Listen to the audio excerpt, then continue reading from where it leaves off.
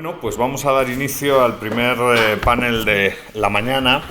La verdad es que me da mucho gusto moderar esta mesa y voy a presentar pues brevemente, en 30 segundos, a los componentes, ¿no? A mi derecha tengo a José Herrera. José Herrera es arquitecto, ha sido diputado en la Asamblea de Madrid, diputado en el Congreso de los Diputados y actualmente director de Relaciones Internacionales de la Fundación FAES. Fue mi jefe, pasé un año, tengo que reconocer que es muy buena persona y muy buen jefe, porque pasé un año muy feliz trabajando allí con él.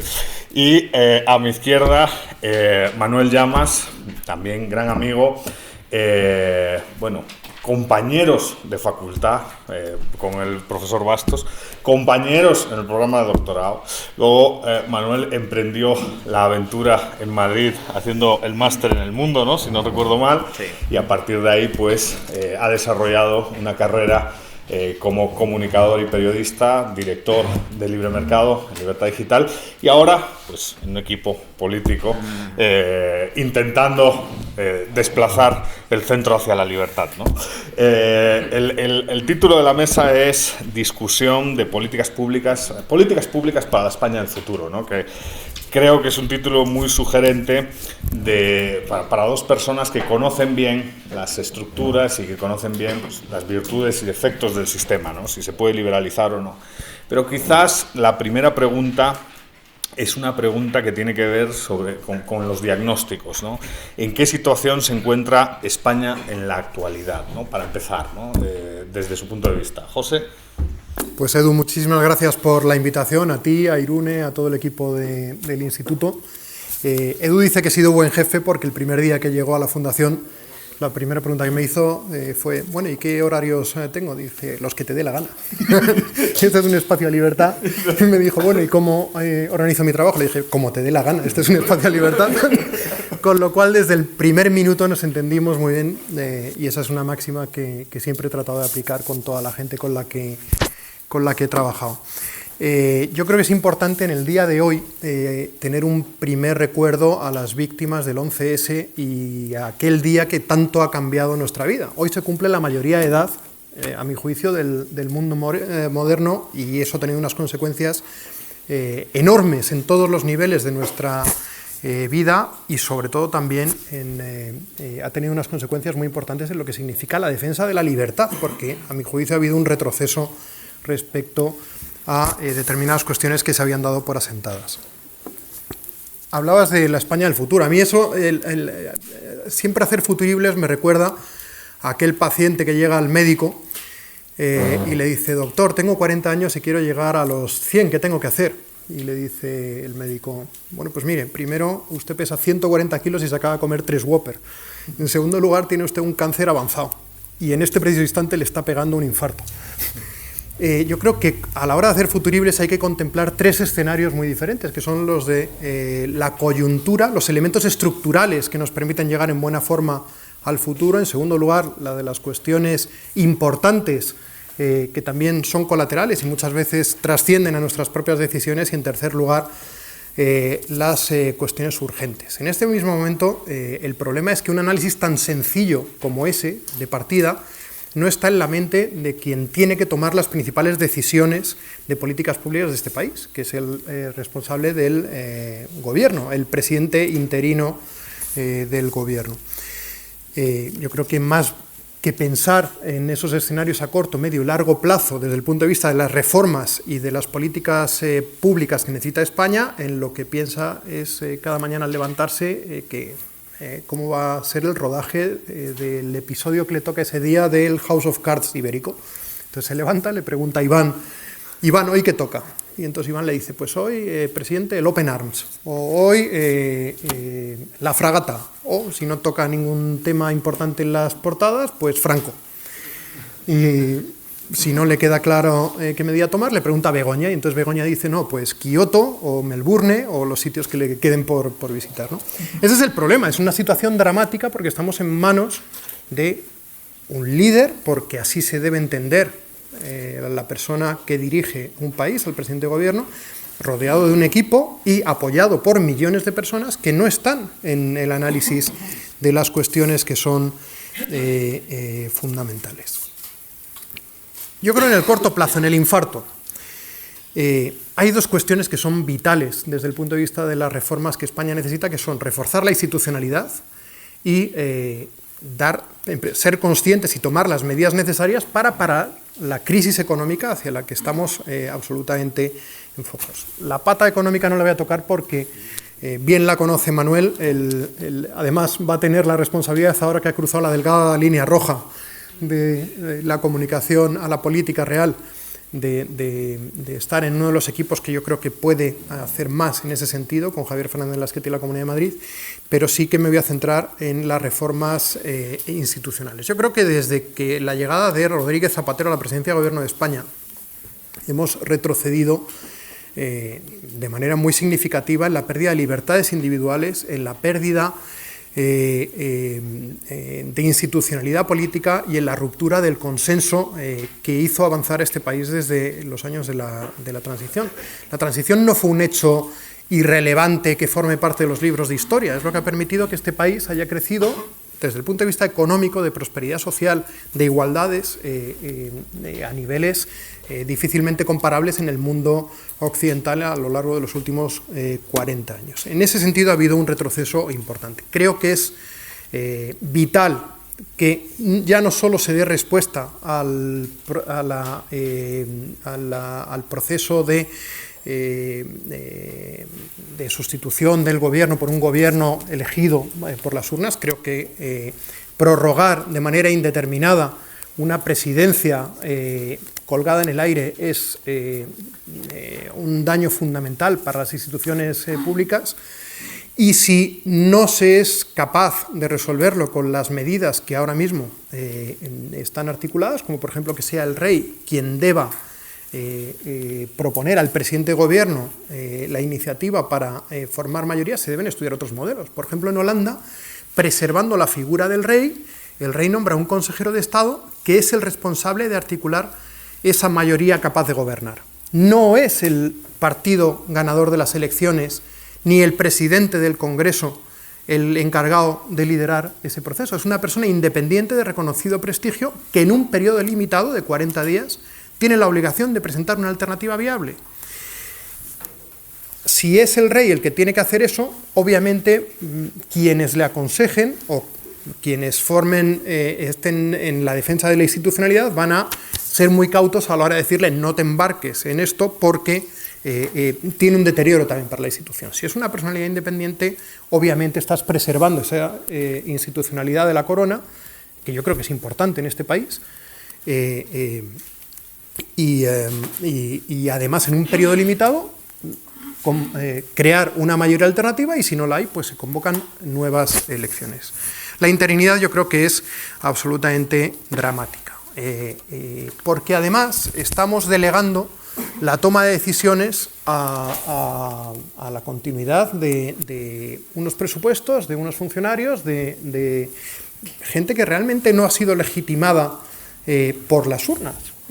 Creo que Edu abordaba esa cuestión de la institucionalidad y de los consensos democráticos en la agenda de la libertad que dirigió para la Fundación FAES en el contexto latinoamericano. Yo creo que sería muy bueno recuperar algunas de esas cuestiones de cara a lo que hay que hacer en España. La cuestión económica, como decía, Manolo la sabe infinitamente mejor que yo y seguro que la va a abordar.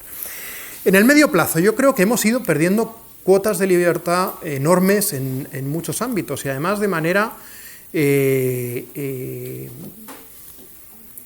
diré que sin percatarnos de ellas, ¿no? Por ejemplo, en el ámbito educativo o en el ámbito de la justicia o en el ámbito de la información, hemos renunciado a esos espacios de libertad.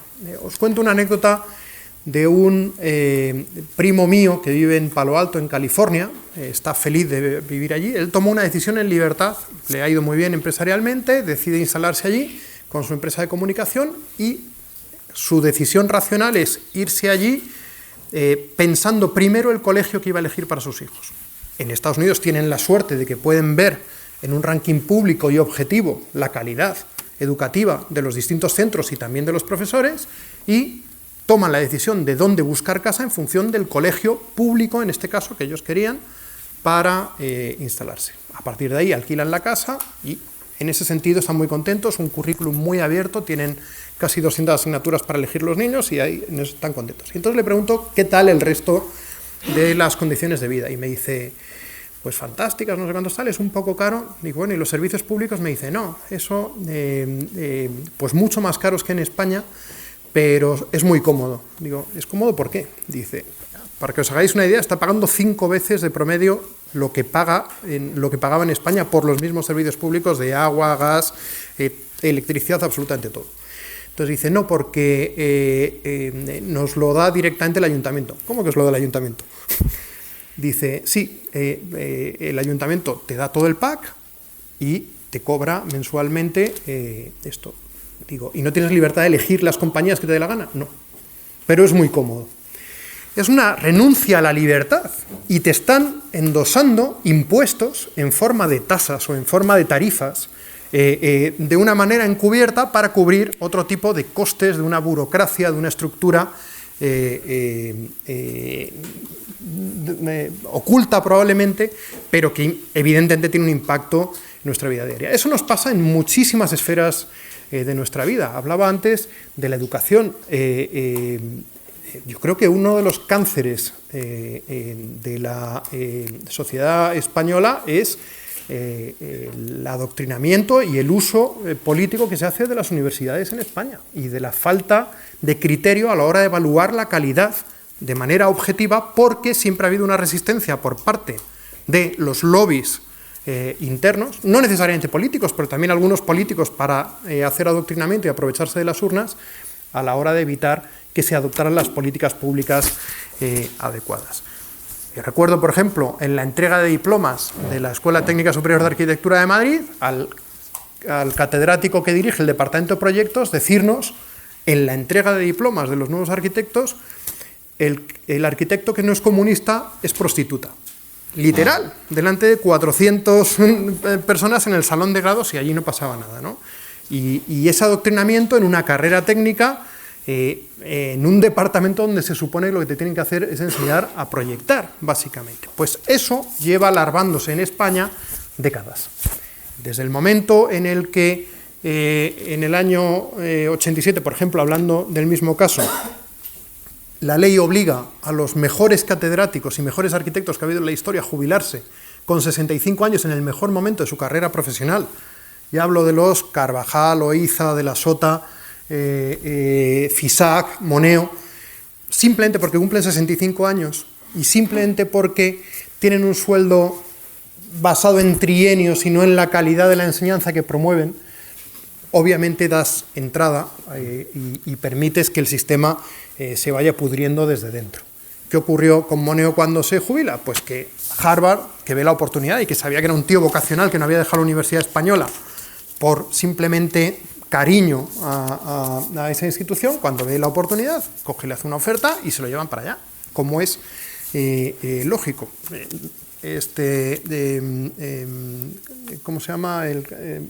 Xavier Sala y Martí, eso lo apunta muy bien, dice, eso es como si en el Barcelona a Messi se le pagara por trienios el mismo sueldo que a un chaval que empieza con 18 años simplemente incrementando los años que lleva jugando al fútbol y simplemente valorando que a los 32 años va a tener que dejar de trabajar aunque esté en el mejor momento de su carrera, porque un burócrata, un funcionario o el PAS o los tíos que están en los tornos controlando las entradas deciden que uno debe dejar de trabajar. Y por último, perdona, en el largo plazo, entraré después, pero yo creo que es vital tener una visión a largo plazo de las grandes reformas y de las grandes coyunturas en las que está metida el mundo. Entraré después en ello, pero yo creo que, salvo algunos think tanks, yo creo que ahí el Juan de Mariana ha hecho una gran labor, FAES modestamente también ha tratado de hacerla, pero sobre todo desde el ámbito político yo creo que ha habido poca atención a algunas cuestiones coyunturales que tienen que ver con las grandes inercias que lleva el mundo, en las que nadie se ha planteado seriamente cómo nos van a afectar para la España del futuro. Manuel.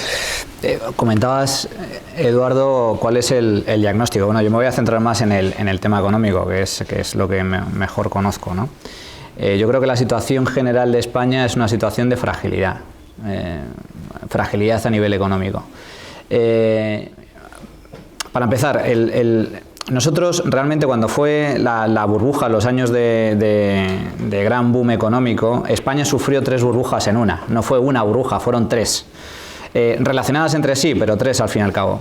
En primer lugar, la burbuja crediticia, es decir, expansión artificial del crédito sin respaldo de ahorro real.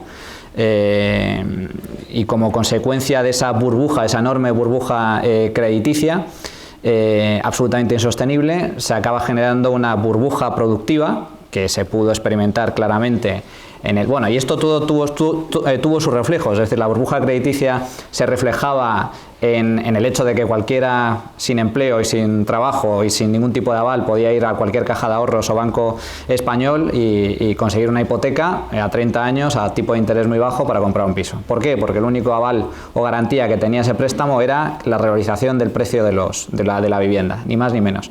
La burbuja productiva que se experimentó, se reflejó en un crecimiento exponencial del precio de la vivienda en España durante muchos años, a precios absolutamente exorbitados, y, por poner un dato, la construcción de 800.000 viviendas al año en España se llegó a construir en el pico de la burbuja inmobiliaria, que era el equivalente a todas las viviendas que se construían en Francia, Alemania y Reino Unido juntos. Y en tercer lugar, una burbuja a la que se habla poco, por desgracia, que es la burbuja del sector público. Al calor de la burbuja crediticia y al calor de la burbuja económica, de la burbuja productiva, lo que sucedió durante esos años de boom es que las arcas públicas se llenaban sin hacer nada. Tanto se llenaban que los políticos incluso sacaban pecho diciendo que podían reducir impuestos. No sé si recordaréis, algunos de vosotros sois muy jóvenes, pero Zapatero llegó a decir que bajar impuestos es de izquierdas. ¿Y por qué decía eso? Porque bajaba impuestos y subía la recaudación una auténtica barbaridad, porque no tenían que hacer nada. Incluso bajando impuestos se recaudaba muchísimo más de lo que se gastaba. Y hasta tal punto fue así que durante los últimos años del primer gobierno de Zapatero, el sector público llegó a registrar superávit fiscal. Es decir, ingresó más de lo que gastaba. Ingresó más de lo que gastaba por primera vez en muchísimos años en España. En España siempre ha tenido un déficit estructural a nivel público bastante importante. Y eso era fruto de que la recaudación aumentaba a un ritmo muy superior al que aumentaba el gasto. Pero ¿cuál era el problema? El problema es que esa recaudación era absolutamente artificial. Era una recaudación fruto a su vez de una burbuja. En el momento en el que estalla la burbuja, se ve que la recaudación cae a plomo y, sin embargo, durante esos años de boom, el gasto público, especialmente estructural, creció a un ritmo similar al de la recaudación, pero era una recaudación, insisto, artificial. Como consecuencia, cuando estalla la crisis, digamos que la marea baja y se ve cuáles son las miserias. ¿Y cuáles eran las miserias? Las miserias eran que la recaudación se desplomó, el gasto público se mantenía intacto, incluso llegó a subir durante los primeros años de crisis, los famosos planes E, aumento de empleo público, etcétera, y como consecuencia España llegó a registrar un déficit público de 2 dígitos, equivalente al 11% del PIB español. Estamos hablando de más de 100.000 millones de euros de agujero fiscal. España estaba en quiebra y de hecho tuvimos que ser rescatados por el Banco Central Europeo por la puerta de atrás. Bien, ese fue el origen de la crisis. ¿Qué es lo que ha sucedido durante la crisis? Lo que ha sucedido durante la crisis es que se han saneado 2 burbujas, la burbuja crediticia y la burbuja productiva. La burbuja crediticia, ¿cómo se saneó? Se saneó, por desgracia, rescatando las cajas de ahorros con dinero público. Pero bueno, se podía haber hecho de otra forma, pero se hizo de esa, como sucedió en otros países. La cuestión es que se sanearon los balances de buena parte del sistema financiero, porque la mitad del sistema financiero español, el sistema politizado, el que dependía del poder político, las famosas cajas de ahorros, quebraron y tuvieron que ser rescatadas. Se saneó también el sector productivo. El reflejo de que se saneó el sector productivo es que el precio de la vivienda se despeñó hasta un 50% con respecto al pico, con respecto al máximo valor que alcanzó la vivienda durante el pico de la burbuja. Y por lo tanto también se saneó el sector productivo. Se fueron a la quiebra las grandes inmobiliarias, se fueron a la quiebra las constructoras, se fueron a la quiebra agencias inmobiliarias, digamos que saneó el sistema, y todas las empresas que habían crecido al calor de una burbuja crediticia insostenible desaparecieron. Y por lo tanto la estructura productiva se saneó. Y otro fruto, otra señal significativa del saneamiento del sector productivo español es que los españoles, como sociedad, tanto familias como empresas, nos endeudamos muy por encima de nuestras posibilidades. Gastamos muy por encima de nuestras posibilidades gracias a un crédito fácil y barato, absolutamente artificial, fruto de la burbuja previa que os estoy comentando. Y por lo tanto acumulamos una deuda brutal, mucha de esa deuda improductiva, porque invertimos en activos a precios sobrevalorados o directamente en inversiones que no eran en absoluto productivas, como la construcción de vivienda o comprar un piso a precios desorbitados. Bien, eso también nos hemos logrado sanear. Cuando se habla de austeridad en España, yo digo sí, ha habido austeridad, pero únicamente en una parte, que es el sector privado. Y en el sector privado, familias y empresas han amortizado buena parte de las inversiones erróneas que cometieron en el pasado. Y prueba de ello es que la deuda privada, la deuda de familias y empresas, de empresas no financieras en España, ha caído del orden de 600.000 millones de euros durante la crisis. Es decir, las familias y las empresas sí se han apretado el cinturón, sí han saneado sus balances con el fin de crecer nuevamente sobre bases sólidas. Pero cuidado, falta una burbuja, que es la burbuja del sector público. La burbuja del sector público todavía no ha estallado. La burbuja del sector público se escenifica en varios indicadores. Para empezar, comenzamos la crisis con un nivel de deuda del 35% del PIB, unos 350.000 millones. Ahora tenemos un nivel de deuda del 99% del PIB, 1,2 billones de euros. Es decir, cerca de 800.000 millones de euros más de deuda pública que ha acumulado el sector, el conjunto de las administraciones durante los últimos años, desde el estallido de la crisis. Se refleja también en el déficit público. El déficit público en España ronda el 2,6% a cierre del año 2018, pero ese es el mayor nivel de déficit de toda la zona euro y de toda la Unión Europea. Es decir, Francia creo que registra un nivel de déficit similar, pero seguimos a la cabeza en cuanto a déficit público. En cuanto al déficit, ese es el déficit coyuntural, por así decirlo, pero hay un déficit todavía más preocupante, que es el déficit estructural, es decir, el déficit que registraría el sector público español en caso de que la economía creciera a su máxima potencia. Pues bien, el déficit público en España se sitúa, el estructural, en el 3% del PIB, el más alto, uno de los más altos de la Unión Europea, de la zona euro y de la OCDE, del grupo de países ricos. Como consecuencia, bueno, y el tercer factor, el tercer indicador que yo también señalaría, es que el gasto público en términos reales, descontando la inflación, en estos momentos es idéntico al del año 2006-2007, cuando creíamos que la economía iba viento en popa. ¿Todo esto qué refleja? Refleja que la burbuja del sector público en España no ha estallado, sigue totalmente enquistada.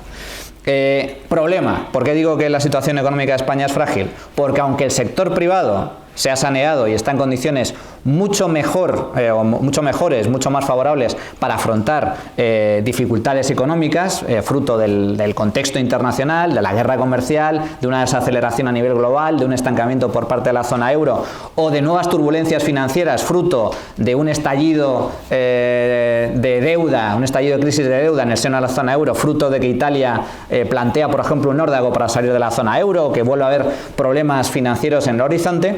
El sector privado es cierto que está mucho mejor preparado, pero el sector público no. España entró en la crisis con un grave problema del sector privado, acompañado de esa burbuja que os comento del sector público, pero está saliendo de ella con un sector privado mucho más saneado, pero un sector público mucho más debilitado. Y todo ello en un contexto, además, que hay que recordarlo, porque hablamos de burbujas y demás, que yo creo que es evidente. Ahora mismo se está produciendo una burbuja brutal, cuyas consecuencias nadie puede prever, pero que creo que pueden ser muy graves, que es la burbuja de la deuda pública. ¿Tiene sentido que países como España, como Grecia, Portugal ha mejorado mucho, pero tiene una deuda pública del 125% del PIB? Países débiles estructuralmente, con deudas públicas abultadísimas, se financien a tipo cero? ¿Tiene sentido? ¿Qué sentido tiene que la prima de riesgo española sea casi equiparable a la de la economía alemana? A pesar de que Alemania tiene una deuda pública inferior al 60% del PIB y de que su estructura productiva es mucho más sólida. Yo creo que es evidente que estamos viviendo una burbuja de bonos públicos, una burbuja de deuda pública, que una vez más ha sido alimentada, generada, impulsada por la política monetaria de los bancos centrales, que es el organismo de planificación central que queda todavía presente, que sobrevive dentro de una economía de mercado.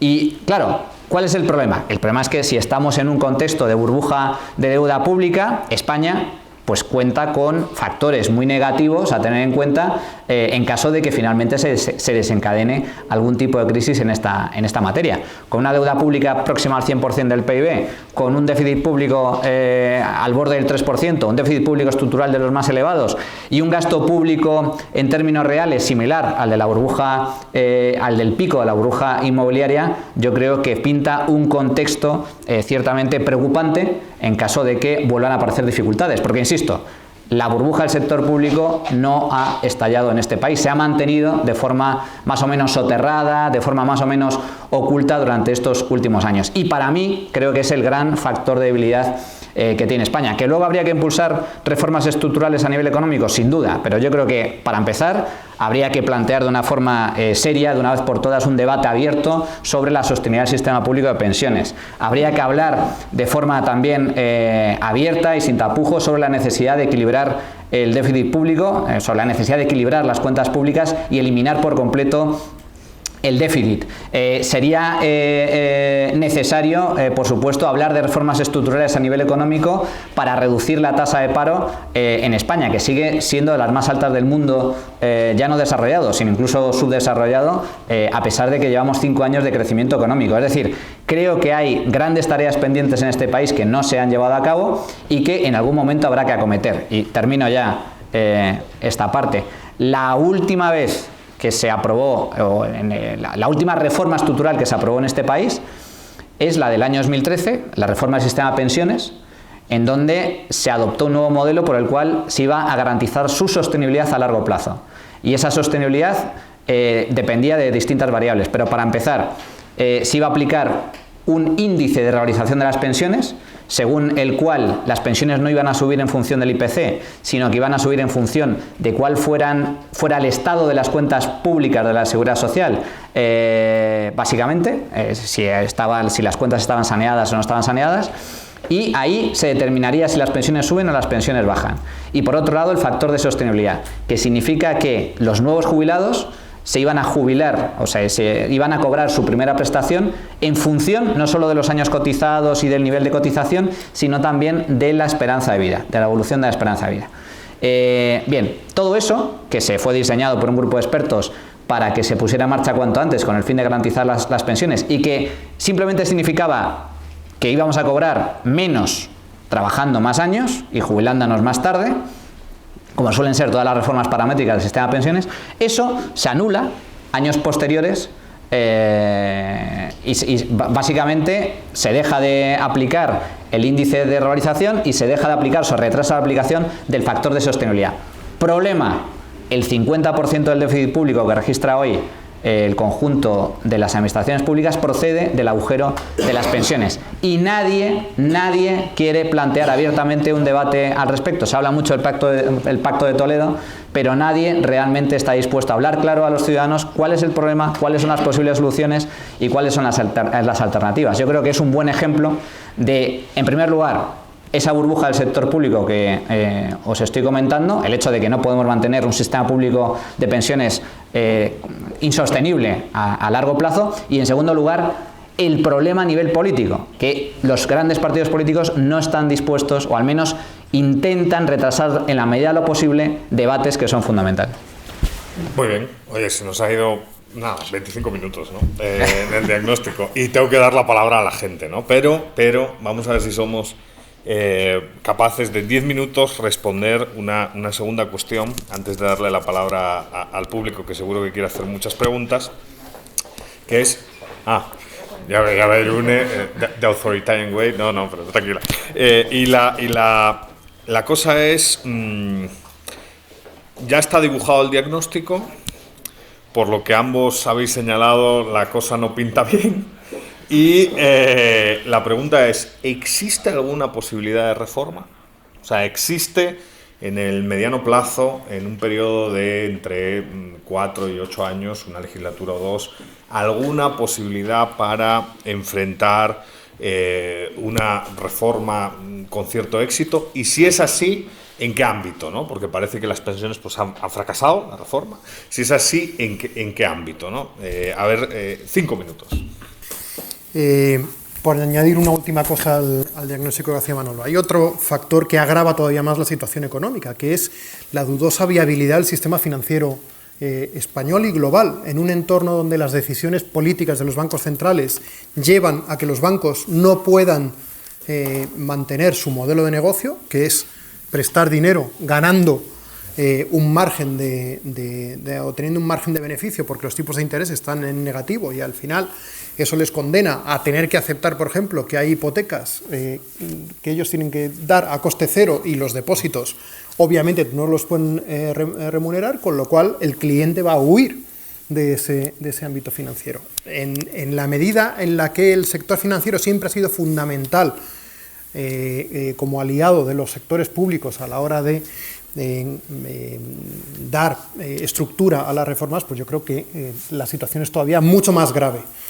Si conseguimos salir de la crisis anterior fue precisamente porque se implicó al sector financiero también, al sector financiero privado en la solución de esa crisis, ¿no? Creo que eso dificulta todavía más cualquier medida que se tome. Yo sí tengo esperanzas en la medida en la que en países como España, que parecen convertidos en reinos de taifas, hay ejemplos como el de la Comunidad de Madrid que pueden ser casos de ejemplo de éxito. Yo tengo esperanza en que la Comunidad de Madrid sea verdaderamente una isla, como lo puede ser Estonia en determinadas cuestiones o toma de decisiones, como lo puede ser Irlanda, como lo han sido otros países.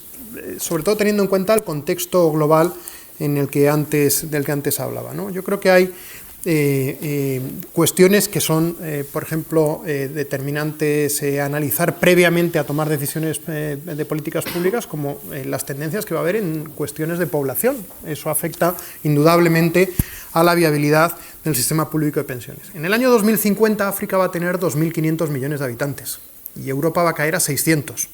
Europa no tiene un modelo productivo consolidado, y menos en un entorno donde parece que vamos a inercias de proteccionismo, de creer que basándonos en mercados internos vamos a conseguir mantener el viejo European Way of Life.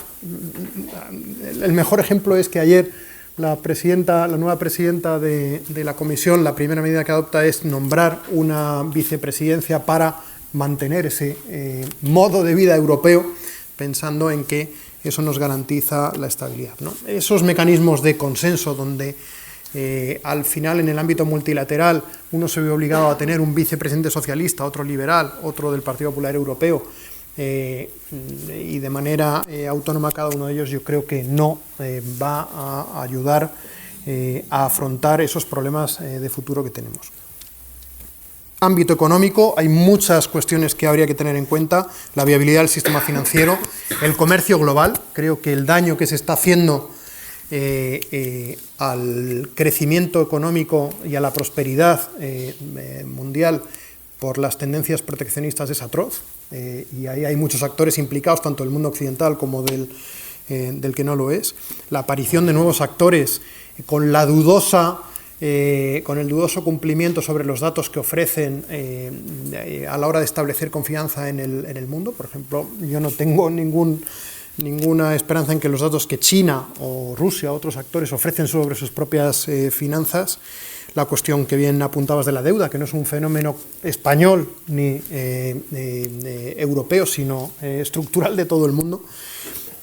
Las tensiones producidas por los bancos centrales, donde al final esos principios de acción y reacción solamente tienden a debilitarnos más. En el ámbito económico yo creo que la cosa está muy complicada, pero no está mucho mejor en otros ámbitos. Por ejemplo, en la cuestión de la gestión de los recursos. Hay políticas públicas que han sido determinantes para cambiar el mundo en el que vivimos. Por ejemplo, en el año 2001, a consecuencia de los atentados del 11S, los principales think tanks de los Estados Unidos deciden que es estratégico para los Estados Unidos, al margen de quien lo gobierne, ser autosuficientes desde el punto de vista energético. Y eso lleva a proponer un modelo tecnológico que tiene consecuencias legales y tiene consecuencias políticas, que es el del fracking, y es el de promover esa autosostenibilidad, al extremo de que en un momento determinado Brookings y el CSIS proponen primero al gobierno de Bush y después al de Obama, y afortunadamente se acepta un cambio legislativo que implica cambiar las inercias contrarias a la libertad en ese ámbito. ¿Qué se hace? Pues se decide que todo lo que queda debajo del subsuelo del que uno es propietario, del terreno del que uno es propietario, pasa a ser también propiedad privada tuya.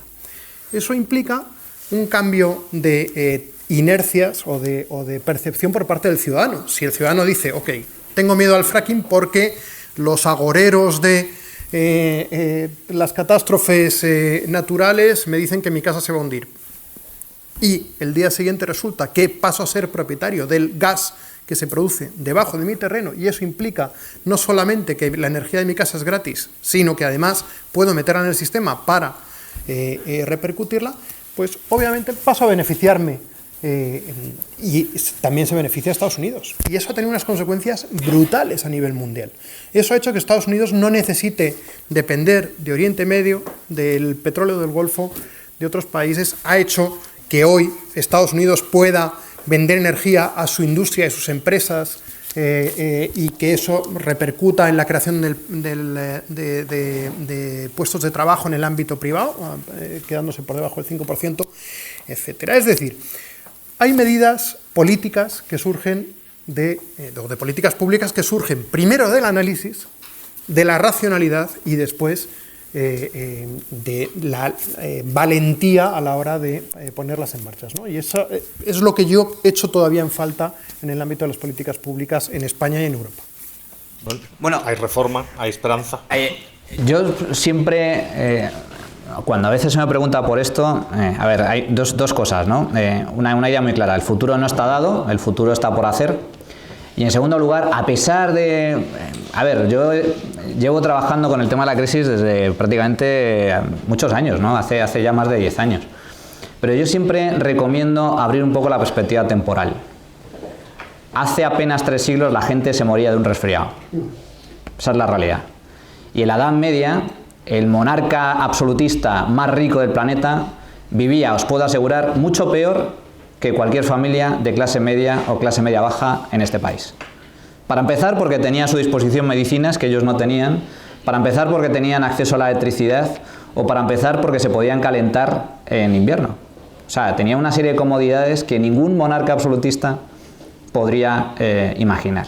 Por lo tanto, ¿con esto qué quiero decir? Con esto quiero decir que, a pesar de todas las dificultades, pues lanzar un mensaje de esperanza y de optimismo, a pesar de todas las dificultades, y que seguirá habiendo, evidentemente, somos unos privilegiados porque vivimos en la mejor época de la historia de la humanidad.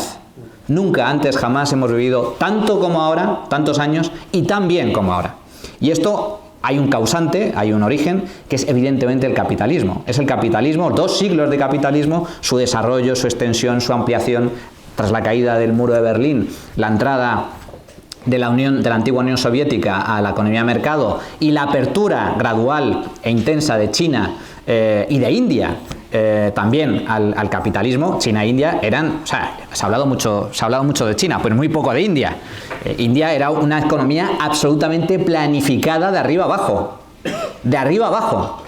y se han abierto al mundo, se han abierto al libre mercado, se han abierto a la propiedad privada y al capitalismo. Pues bien, eso es lo que ha permitido que por poner un ejemplo, por poner un dato, la tasa de pobreza en términos absolutos, es decir, pobreza real, no en términos relativos, gente que vive con menos de $1,9 al día, pobreza extrema, se ha despeñado, insisto, despeñado de tasas próximas al 40% hace 40, 50 años a tasas inferiores al 10%.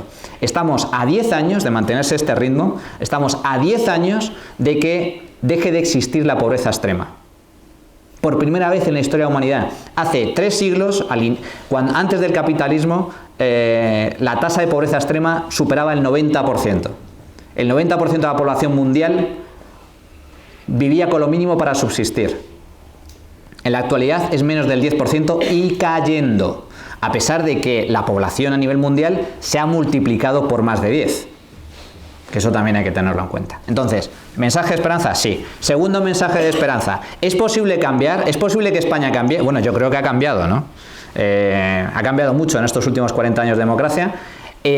Por poner otro ejemplo a nivel nacional, España partía de una economía autárquica, proteccionista, de intervencionismo puro, absolutamente estatista hasta el año 59, y tras el plan de estabilización se abre al mercado, se abre al exterior y empieza a desarrollarse. El periodo de mayor crecimiento económico que ha experimentado España en su historia desde que existen datos estadístictos, no es con la democracia, sino es precisamente desde los años de la apertura económica hasta la democracia. O sea, los últimos 15, 20 años del régimen franquista. Es ahí donde realmente la economía española crece a ritmos, a tasas brutales. Y luego se mantiene durante la democracia. Pero con esto que intento decir, que claro que es posible cambiar. Os pongo más ejemplos. Los países nórdicos, que hoy son vistos como un ejemplo no solo de modelos de desarrollo, sino también de libertad económica. Hay que recordar que los países más libres del mundo, algunos de ellos son nórdicos. Estamos hablando de Noruega, de Suecia, de Dinamarca. Estos países estaban quebrados a principios de los años 90 y llevaron a cabo una serie de reformas estructurales que les han permitido alcanzar cotas de desarrollo y libertad económica inéditas. Os pongo otro ejemplo, Irlanda. Irlanda hace 40 años era el país más pobre de Europa. El más pobre de Europa. Hoy en día la renta per cápita irlandesa duplica a la española. Duplica, es el doble. Y son los países más ricos de la zona euro. Y os pongo un caso todavía más cercano, Portugal. No sé si vosotros conocéis Portugal. Yo he ido muchas veces a Portugal. Portugal estaba sumida en una crisis estructural que duraba 40 años. 40 años de estancamiento económico, 40 años de crecimiento anémico, 40 años de déficit público estructural, de deuda pública absolutamente insostenible. Bueno, Portugal en los últimos 10 años, 7, 8 años, ha experimentado un cambio absolutamente brutal. Brutal, en muchos aspectos, queda mucho por mejorar, pero está creciendo a ritmos muy sustanciales, ha llevado a cabo reformas estructurales, sigue teniendo problemas, pero desde luego ha mejorado mucho. Con esto que intento decir, que es posible cambiar, claro que es posible cambiar, la cuestión es que haya voluntad política para ello, que haya un diagnóstico adecuado y que haya la valentía suficiente como para plantear al menos el debate. Os pongo por último un último ejemplo que me gustaría señalar, Reino Unido. Reino Unido, que hoy es visto como también uno de los países más ricos del mundo, más allá del Brexit y toda la polémica actual. Reino Unido era una economía absolutamente sindicalizada, de arriba abajo, en los años 80.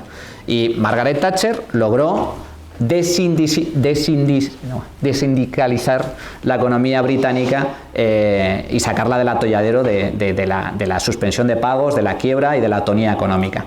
¿En España es posible? Sí. ¿Se han hecho cosas? Sí. ¿Se pueden hacer muchas más? También. Y yo, para terminar, pondría 3 grandes ejes, aunque puede haber muchísimos más, en línea con lo que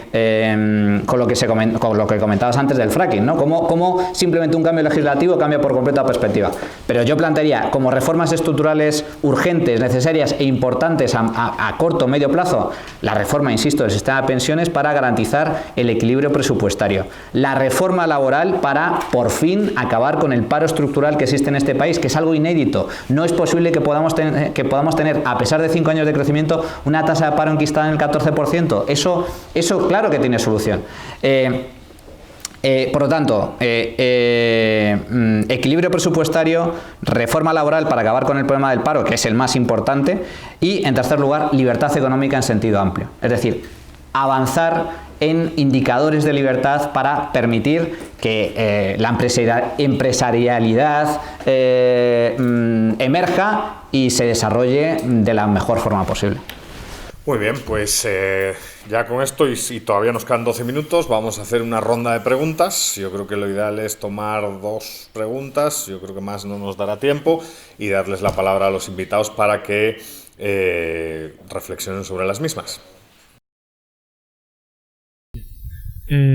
Habéis comentado más o menos habéis incidido, al menos José, en cómo fue el gobierno de Zapatero, qué medidas se tomaron sobre impuestos, sobre también el gasto público. Pero, ¿qué opináis del gobierno de Rajoy como después? Porque la verdad es que... digamos que no hay mucha diferencia o casi parecen una calcomanía el uno del otro. porque después proponían una cosa y luego hicieron lo contrario, y lo peor de todo es que la gente como que no se dio cuenta de lo que ha pasado. Una pregunta, otra pregunta tomamos ya.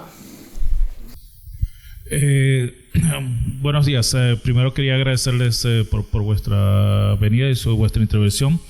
Yo quisiera preguntarles cómo convencer al electorado en optar por soluciones de libertad, porque hoy en día yo veo que España está empantanada, España y Portugal, en opciones populistas de izquierda y que no van a llevar jamás las reformas necesarias, las reformas estructurales que necesitamos para reducir el gasto público y generar más libertad. Más bien, por ejemplo, en Portugal, yo lamento discrepar de Manuel, pero los números macroeconómicos pintan bien, pero es toda una mentira por debajo. Te puedo dar más detalles después si quieres, pero te aconsejaría no usar Portugal como ejemplo porque en breve va a estallar la burbuja de la apariencia de no déficit que tenemos. Así que si no quieres pintar como socialista, mejor no lo uses. Bueno, me refiero al caso de Portugal porque creo que, a diferencia, por ejemplo, de otros países, sí es cierto que, yo hablé en su día con empresarios portugueses, me dijeron que lo mejor que les había pasado en los últimos 50 años es la troika. La troika. ¿Pero por qué? Porque llevaron a cabo reformas, es cierto que, insisto, queda muchísimo camino por hacer, pero ha habido un punto de inflexión. Se han abordado reformas en Portugal que ni siquiera se habían contemplado durante décadas, y eso ha cambiado la perspectiva y ha cambiado a mejor algunos indicadores. Y luego hay un segundo factor a tener en cuenta, y es que estoy totalmente de acuerdo contigo, gobierno populista en algunos ámbitos, Antonio Costa, etcétera, pero sí es cierto que algunas de las reformas que en su día emprendió Coelho, el conservador previo, las mantuvo el gobierno socialista. Simplemente, para responder de forma muy rápida, ¿qué pienso sobre el gobierno de Mariano Rajoy? Llevo 10 años, más de 10 años escribiendo sobre ello. Creo que todos sabéis lo que pienso sobre el gobierno de Mariano Rajoy, pero lo resumiré de la siguiente forma. Era lo mismo que el gobierno Zapatero. ¿Así? Muy bien. Palabras cautas y moderadas. Por si no ha quedado claro, el gobierno de Rajoy fue la continuación del gobierno de Zapatero. Y podría añadir que su ministro de Hacienda, señor Montoro, ha sido el peor ministro de Hacienda de la historia de este país. De la historia democrática de este país. Yo creo que es evidente. Y para finalizar esta argumentación, que todos me habéis escuchado y me habéis leído durante 10 años, y creo que no hace falta que repita, pero si hay alguna duda al respecto, es que precisamente esos errores que cometió el gobierno de Mariano Rajoy se han traducido en un fuerte castigo electoral hacia el Partido Popular. Y eso es lo que ha originado en parte el hecho de que ahora la derecha o el centro derecha esté fragmentada en 3 formaciones. O sea que el peor legado de Mariano Rajoy desde el punto de vista político es la fragmentación del centro derecha. Creo que fue una gran oportunidad perdida por parte de este país. Una enorme oportunidad histórica perdida por parte de Rajoy para llevar a cabo reformas estructurales que hubieran funcionado. Y segunda pregunta, y contesto muy rápido. ¿Cómo convencer al electorado? Al electorado, desde mi punto de vista, hay muchas formas de convencerlo. Desde luego, con la batalla de las ideas. Eso para empezar. Es necesario enfrentar ideas y es necesario dar la batalla dialéctica e ideológica. Porque si no das la batalla, apaga y vámonos. Esa para empezar. Pero hay una forma que, desde mi punto de vista, es mucho más eficaz. Porque claro, los grandes debates ideológicos, pues sí, tú puedes ir a una tertulia, a un debate de televisión en prime time y, oye, dar la batalla y dar tus argumentos. Tú puedes ir a un debate político, partirte la cara dialécticamente en el Congreso, en la Asamblea. Todo eso está muy bien, pero tampoco llega tanto al gran público, ¿no? al votante cercano. ¿Cómo llega al votante cercano? Yo siempre digo lo mismo, el bolsillo. Si al votante le va bien, eso es muy importante. Y creo que hay un ejemplo de éxito que merece ser tenido en cuenta, que es el de la Comunidad de Madrid. La Comunidad de Madrid, con Esperanza Aguirre al frente, hizo cosas que no se han hecho en otras comunidades autónomas y que no se han hecho ni siquiera el gobierno a nivel nacional, apostando por una política mucho más liberal, si se quiere entender así, mucho de mayor apoyo a la libertad económica, de reducción de impuestos, de control presupuestario. Oye, que la Comunidad de Madrid fue gobernada durante muchos años por el PSOE.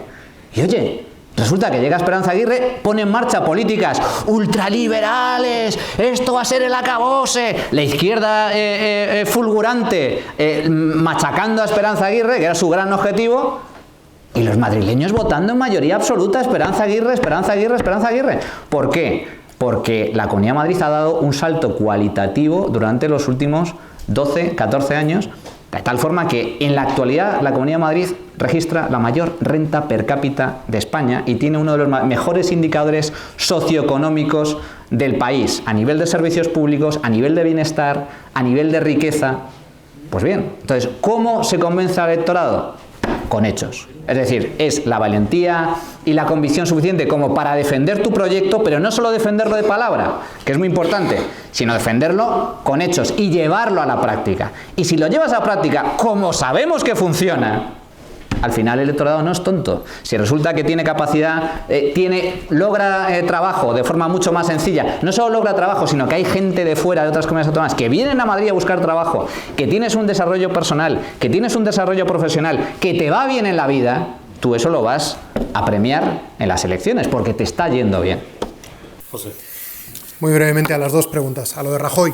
Si Manolo ha estado 10 años en los medios advirtiendo esto, yo llevo 15 años en FAES, que era algo así como la cueva de Batman, advirtiendo del deterioro que las no medidas o el no compromiso con las ideas de libertad podía tener en el ámbito del centro-derecha. Y obviamente el tiempo nos ha terminado dando la razón. Yo soy uno de esos 5 millones de votantes que dejó de votar al Partido Popular en su día. Hoy he vuelto porque creo que sí que hay la gente y se dan las condiciones para que otra vez se vuelva a articular una mayoría de centro-derecha alrededor de esas ideas de libertad. Pero las consecuencias son muy claras y son las que Manolo ha expresado muy bien. En segundo lugar, yo creo que los liberales siempre cometemos un error que es restringir el debate a lo económico. Es cierto que todo parte de ahí, porque es lo que tiene unas consecuencias aparentemente más visibles o más inmediatas en los ciudadanos. El tema de que sientan que tienen más dinero en el bolsillo. Pero hay otras cuestiones que son muy importantes. Por ejemplo, en el ámbito de las políticas públicas adoptadas por ese gobierno de la Comunidad de Madrid anterior, yo diría que la defensa firme que se ha hecho sobre un modelo de elección libre, por ejemplo, de centros escolares, de calidad, públicos, concertados o privados, es una de las grandes batallas que se han ganado a costa de que algunas de las personas que han tenido que liderarlas en su momento pues hayan sufrido todo el acoso de los sectores proteccionistas. En el ámbito de la sanidad, exactamente igual. El hecho de que hoy un ciudadano pueda elegir libremente su médico, todavía nos falta el siguiente paso, que es saber cuáles de los médicos o cuáles de los profesores tienen un mejor ratio de aceptación de éxitos respecto a los otros, porque eso nos permitirá tomar las decisiones en libertad, no nos permitirá tomar las decisiones de forma condicionada. Pero en cualquier caso, el peor modelo es el que teníamos, que era el de que el poder público o político decidiera por nosotros el colegio en el que tenían que estudiar nuestros hijos, el hospital en el que nos debíamos tratar o el médico que nos debía atender en primer lugar. En esos espacios es donde yo creo que debemos avanzar en nuestras propuestas de libertad, porque los enemigos de la libertad sí que tienen definidas sus posturas. En el ámbito de la información, de la privacidad a los datos, del acceso a los datos, de la privacidad, de la computación en cuestiones éticas. Por ejemplo, estamos dispuestos a aceptar todavía, por ejemplo, en el Parlamento Europeo sigue habiendo un comité de bioética que está estudiando desde hace 10 años el uso o no de embriones con criterios terapéuticos. Bueno, a mí me contaba un tipo de GI Health que han invertido un montón de dinero en este tipo de cuestiones, que esa barrera ya se ha trascendido, porque ya no necesitan un embrión para generar una célula. Puede ser una célula perfectamente artificial en la que se inocula un ADN que puede estar retocado, y al final ya estás eliminando el criterio ético de si estás utilizando un embrión humano o no. Eso que todavía no hemos querido abordar desde el punto de vista del debate y sobre todo teniendo claros los principios de libertad, los enemigos de la libertad sí lo están haciendo. Y, por ejemplo, en el Martin School de Oxford, me contaba el director que a raíz del Brexit están detectando que muchos de los investigadores que tienen contratados en este tipo de análisis y de investigaciones están siendo tentados por países como Arabia Saudí o Rusia. Ellos podían tener interés en quedarse en el Reino Unido, pero como les están poniendo las cosas complicadas, les están escribiendo diciéndoles que sus familias van a tener problemas y demás, pues si te llega a Arabia Saudí y te ofrece 4 o 5 veces lo que te pagan en Oxford para que te vayas a Arabia Saudí o a Rusia a analizar este tipo de cosas, que obviamente no van a caer en las mejores manos porque van a tener unos fines espurios, pues estamos perdiendo un terreno muy importante de cara a las posteriores conquistas, ¿no? Hay muchos ámbitos en los que yo creo que es importante dejar la demagogia y abordar los temas con claridad.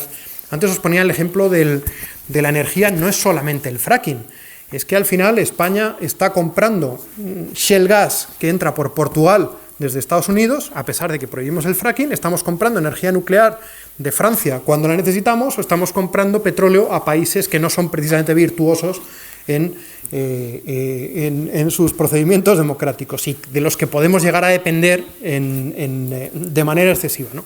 O abordamos estos temas de manera clara o vamos a perder. Y además yo creo que es importante implicar siempre a la iniciativa privada en este tipo de cuestiones. Este verano he estado en Japón y una de las cosas que fui a ver fue el centro de prospectiva de Toyota en Odaiba. Y estos tipos están pensando ya en el futuro. No es que renuncien al modelo de venta de coches a los individuos, pero el análisis que hacen es que en el futuro las personas no van a comprar coches. Los coches los comprarán fundamentalmente corporaciones públicas o privadas que te ofrecerán un servicio, y el servicio es que tú tendrás la posibilidad de, con el móvil, de elegir un coche sin conductor. El coche llegará a la hora que tú le digas, o en función de los tiempos de regulación de las flotas te recogerá a la hora que te recomienden, y será absurdo y será una decisión libre por parte del consumidor el no gastarte 60, 70, 80.000 euros en un coche de pila de hidrógeno porque considerarás que es estúpido hacer ese gasto, que no es una inversión. Eso es incorporar a la iniciativa privada. Eso es una medida, por ejemplo, es un centro de análisis privado, pero con el apoyo del gobierno de Japón. Otro ejemplo importante respecto a los temas de envejecimiento, que es uno de los factores demográficos que van a influir en el sistema de pensiones, pero también en nuestro modelo de sociedad. El hecho cierto en Japón es que más de la mitad de las personas de 65 años están completamente solas. Y empieza a haber una epidemia o un problema muy severo de patologías mentales.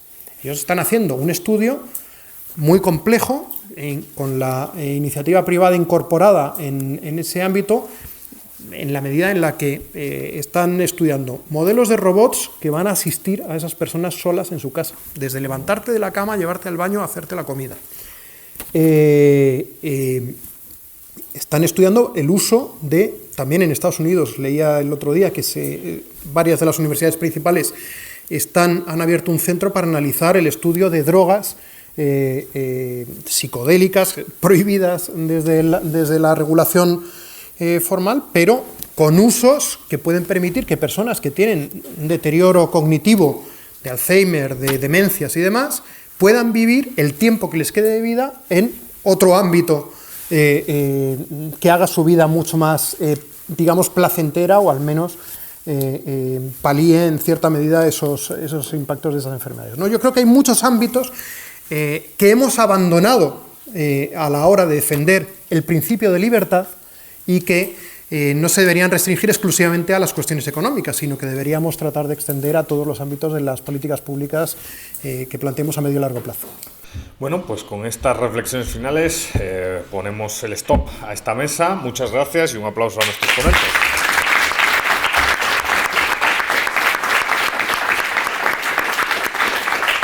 Cinco minutos de descanso mientras que preparamos la siguiente mesa. Muy bien. Un placer. Seguir.